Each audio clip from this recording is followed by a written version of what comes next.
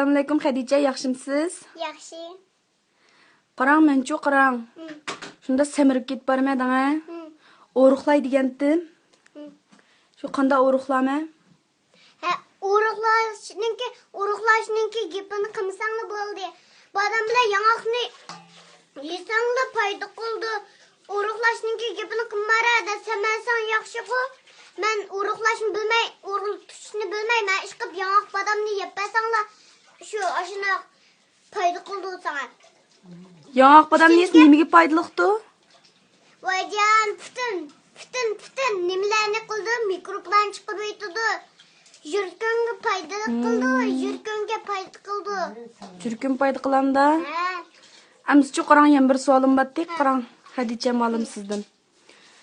Mushu yaxshi odam bo'lay degandim. Ha, xapimman. Ha, fikam. Hay, to'xtab turing, davolayman. Yaxshi odam bo'lmoqchidim, yaxshi ish qilmoqchidim.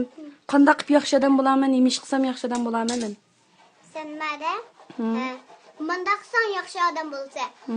Apang dadamga vaqirmaysa, birinchilab bir Allohdan qo'rqaysa. Undan keyin ikkinchilab ufqoni urmaysa, qopqisa astoqdan urib qo'ysa. Shuningga qopqisa nasihat qilsa ufqon. Shu sen hargiz maktabda yaxshi o'qib tirishib, apang dadangni boqsang bo'ldi. Yana bir savolim bor meniki. U bo'lsa apang dadangni hurmatla. Apang dadangga vaqirmaslikni qil.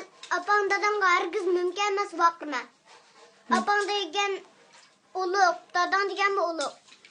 Ha, men bir savolim bor, qarang Xadicha fikam meniki. Apangizni yaxshi ko'ramsiz, dadangiznimi? Men birinchilab Allohni yaxshi ko'raman. Ikkinchilab momamni. Uchinchilab apam dadamni. Nima ish qilib momamni ikkinchilab yaxshi ko'rsiz? Alloh degan ulug' bo'lsa, shuningga Allohni birinchilab yaxshi ko'rmanda, momam deganmi ulug', momamni ikkinchilab yaxshi ko'rma. Shu momam nima ish qilib bergashga yaxshi ko'rsiz? Mama, meni shu qamishqamlar mamam maktabga olib borsa, bo'ldi, men o'zim boqaman deb meni maktabdan chiqarib olib, men mushinchilik 5 yosh kirgicha cho'ng qilib meni boqdi. Shuning uchun men momamni yaxshi ko'raman. Voy, oltin.